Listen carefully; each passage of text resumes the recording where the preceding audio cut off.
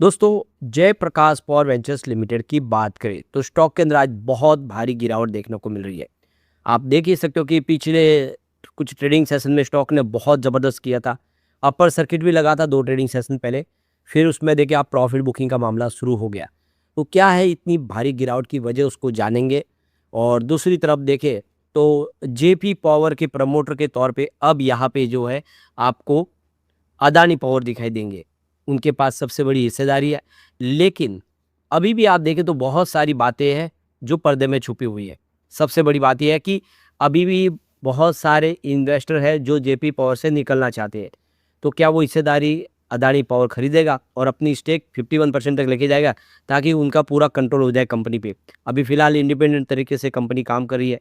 काफ़ी अच्छे प्रोजेक्ट है कंपनी के। ग्रीन एनर्जी सेक्टर में भी और एंट्री की आगे संभावना बन रही है।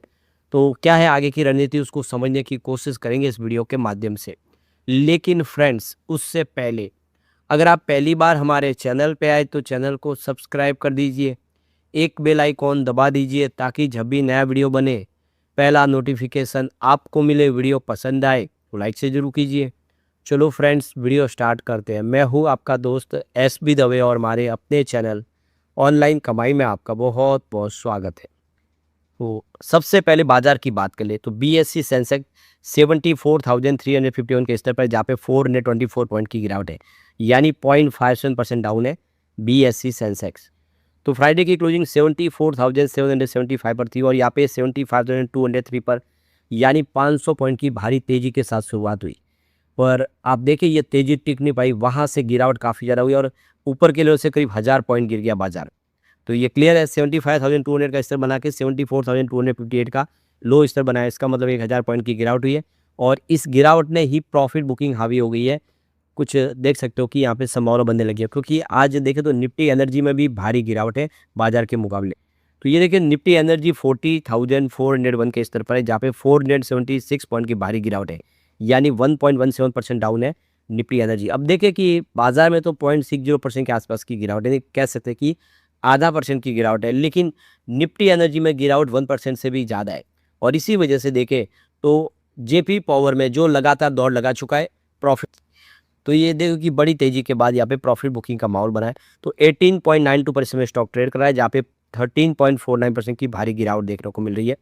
अब यहाँ पे देखिए 21.87 पर क्लोजिंग थी फ्राइडे की और आज 21.99 पर पॉजिटिव शुरुआत हुई।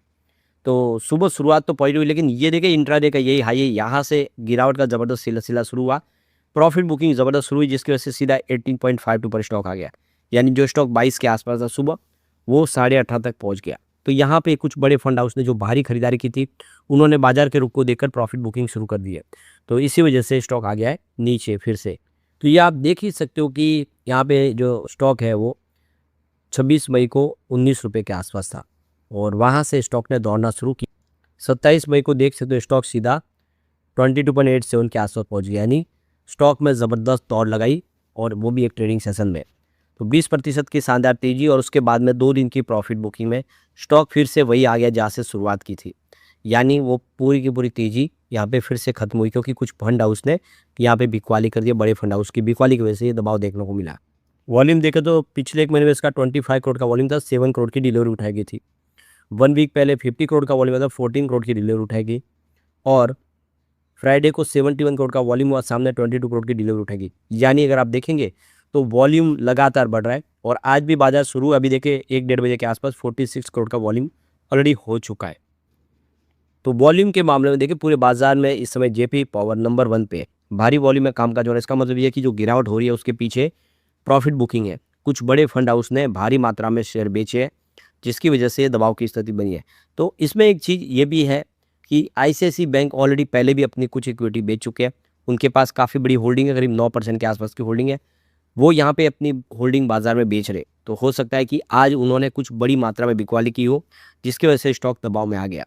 लेकिन अच्छी बात यह है कि यहाँ पे अदानी पावर इसमें खरीदारी कर रहे हैं लगातार, वो अपनी स्थिति मजबूत कर रहे और ये कंपनी के लिए बहुत अच्छी बात है। अब सवाल निकल के आता है कि जेपी पावर की जो प्राइस है वो फेयर वैल्यू है या अंडर वैल्यू है।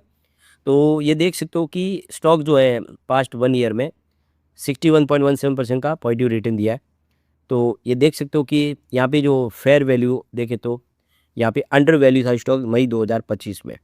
तो उसके बाद मई के बाद में इसमें तेज़ी का दौर शुरू हुआ, स्टॉक काफ़ी नीचे आ गया था। तो ये देख सकते हो कि फेयर वैल्यू का मतलब ये है कि कंपनी के लिए जो एक बेटर एंट्री पॉइंट दिखाई देता है, जहाँ पे स्टॉक में आप एंट्री कर सकते हैं और जहाँ पे उसका जो वैल्यूएशन मेथोडोलॉजीज़ है वो काफ़ी अच्छा दिखता है और यहाँ पे समझ में आता है कि एक अपॉर्चुनिटी है, कंपनी के बिज़नेस के हिसाब से अंडर वैल्यू स्टॉक है तो आगे बढ़ने की संभावना होती है और इसी वजह से फेयर वैल्यू के हिसाब से लोगों ने एंट्री भी की और स्टॉक काफ़ी आगे बढ़ा भी है। तो ये देख सकते हो कि जेबी पावर का शेयर 2 मई को 2025 को 14.19 के आसपास है, सिर्फ 14 रुपये के आसपास है। तो जो इसकी जो कैलकुलेटेड फेयर वैल्यू वो 20.79 की, तो उस हिसाब से 46.5% डिस्काउंट में था और इसी वजह से यहाँ पे ख़रीदारी शुरू हो गई।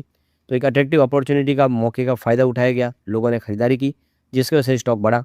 फिलहाल मार्केट के 149.89 बिलियन रुपीज़ के आसपास पहुँचा।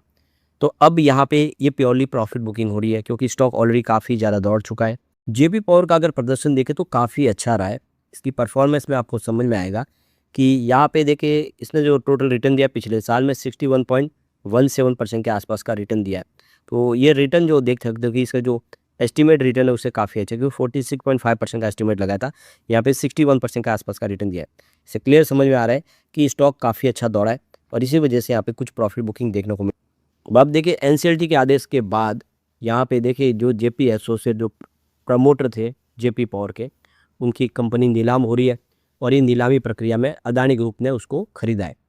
अब अदानी ग्रुप ने इसके जो बिजनेस है उसको अलग अलग हिस्सों में बांट के उसके हिसाब से उसके कंपनी के ऊपर कंट्रोल शुरू कर दिए। तो 24% की हिस्सेदारी जेपी एसोसिएट के पास थी, तो वो अब देख सकते हो कि इस डील के बाद अदानी पावर के आसपास आ गई है। तो अदानी पावर अब 24% के हिस्सेदार है, एज ए प्रमोटर वो कंपनी में आ चुके हैं। लेकिन कंपनी अभी भी इंडिपेंडेंटली लिस्टेड है, वो अपने हिसाब से पब्लिक लिस्टेड कंपनी काम करी है। लेकिन ये देखिए अदानी होल्डिंग की तरफ अभी कंपनी हो चुकी है क्योंकि यहाँ पे प्राइमरी जो प्रमोटर है वो अब अदानी ग्रुप है। तो अदानी पावर की हिस्सेदारी सबसे ज़्यादा है और वो इसमें हिस्सेदार के तौर पे आ चुके हैं। अब निकट भविष्य में अपनी होल्डिंग और बढ़ा सकती है, यानी 24% की ऑलरेडी होल्डिंग है, तो उनको कम से कम 27% होल्डिंग और बढ़ानी होगी, यानी 51% की हिस्सेदारी उनके पास हो जाएगी, कंपनी पे पूरा कंट्रोल कर पाएंगे। तो अब देखिए जैसे आज भी काफ़ी बड़ी डील हुई है, हो सकता है आईसीआईसीआई बैंक ने शेयर बेचो या दूसरे और बैंक है, वो खरीदारी सब अदानी पावर कर सकता है बाजार से और आने वाले समय उसका फ़ायदा अदानी पावर को डेफिनेटली हो सकता है। वैसे कंपनी की परफॉर्मेंस देखें तो स्टॉक थोड़ा सा दबाव में ज़रूर आया है।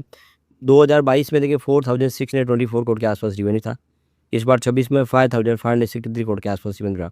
तो ऐसा देख सकते हो कि 4-5 साल में रिवेन्यू तो बढ़ा है। वैसे 24 में काफ़ी ज़्यादा था, 6762 करोड़ के आसपास था, उस हिसाब से कमी ज़रूर आई है। अब बात प्रॉफिट की कर ले तो 2022 में 107 करोड़ के आसपास प्रॉफिट था, जो 26 में 450 करोड़ तक पहुंच गए, यानी एक तरह से देखें तो 4 गुना प्रॉफिट बढ़ा है। लेकिन 24 में ये 1021 करोड़ के आसपास था और इस बार कंपनी ने थोड़ा लॉस भी बताया। कुल मिला के देखिए कंपनी की स्थिति अच्छी है, स्टॉक की वैल्यू काफ़ी ठीक है, आने वाले समय ये फिर से बेहतर करेगा। फिलहाल प्रॉफिट बुकिंग हावी हो गई है, कुछ फंड हाउस है जो बिकवाली कर रहे हैं।